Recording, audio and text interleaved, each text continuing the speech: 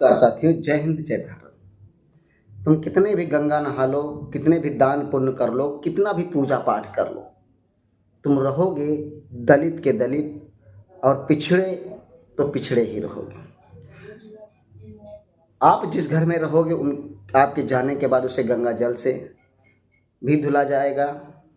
आप अपने आप को कितना भी साबित करने के लिए सोचिए कि आप हिंदू हैं, आप समान हो चुके हैं, आप समानता के इस लोकतंत्र के देश में रह रहे हैं, लेकिन आखिरी में आपको बनना दलित ही पड़ेगा।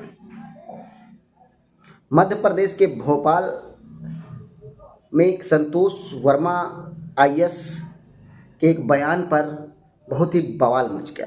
मैं उनके बयानबाजी का समर्थन नहीं करता हूं, क्योंकि कुछ शब्द उन्होंने ऐसे बोल दिए कि जिसको नहीं बोलना चाहिए था। क्योंकि कुछ लोगों ने जिस तरीके से बतलाया, मैं आप लोगों को एक बाबा जी की बात सुना रहा हूं, जरा ध्यान से सुनिएगा। जय श्री राम लला सरकार, जय मानी कुम्मला। कन्या चाहे किसी की हो, चाहे ब्राह्मण की हो, क्षत्रिय की हो, वैश्य की हो या शूद्र मेरे लघु भाई की हो, कन्या के श्री चरणों का पूजा करना चाहिए, ऐसा मेरा शास्त्र कहता है। 6 शास्त्र 18 पुराण 4 वेद कहते हैं। देखिए, कन्या का अपमान, राष्ट्र का अपमान, माँ भारती का अपमान, शास्त्रों का अपमान। मुझे ऐसा लगता है कि जो संतोष वर्मा ब्राह्मण कन्याओं का अपमान किया है, उस धूर्त को सहस्त्र बार क्षमा मांगना चाहिए। और अगर इसी तरीके से कन्याओं अब जरा सोचिए, इन बाबा का कहना है कि हमारे शास्त्र के अनुसार महिलाओं का अपमान ये गलत, ये सत्य बात भी है, महिलाओं का अपमान नहीं होना चाहिए। मैं आज शास्त्र की ही बात लेकर के चल रहा हूं कि रामायण में श्री राम जी ने जब माता सीता को घर से बाहर निकाला तो क्या वो एक माँ बहन का अपमान नहीं था? जब लक्ष्मण जी ने शूर्पणखा की नाक काटी तो क्या वो अपमान नहीं था? ना जाने कितने लोगों का अपमान शास्त्रों के अंतर्गत किया गया है, क्या वो अपमान नहीं था?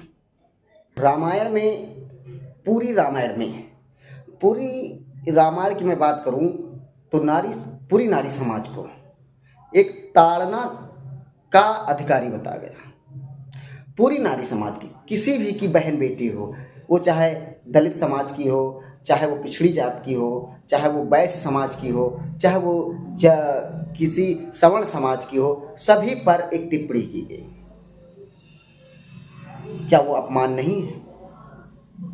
किसी की बातों को गलत ढंग से पेश करना या किसी की बातों से अगर किसी को आहत होता है तो ये आहत होना एक मनुष्य की प्रकृति है, लेकिन इसको इतना बड़ा इशू बना करके पेश करना, जब दलितों के बहन माँ बेटियों के साथ अत्याचार किया जाता था इन्हीं लोगों के द्वारा आज भी किया जाता है, तो क्या वो अपमान नहीं है? जब अपनी बहन बेटी पर आता है ना किसी पर, तो वो अपने आप को कुछ भी बन जाने को लिए तैयार है। इन्हीं बहन बेटियों की लाज रखने के लिए जब कुछ दलित लोगों ने जब लड़ाई लड़ी तो सभी को समझ में आई कि क्या हुआ, दलित समाज कितना अत्याचार सहता रहा। लेकिन आज कुछ लोगों में अपने आप को एक ऊंचा दिखाने की जो होड़ लगी है, लेकिन वास्तव में वो ऊंच नहीं, वो हमेशा नीच ही रहेंगे। धन्यवाद दोस्तों।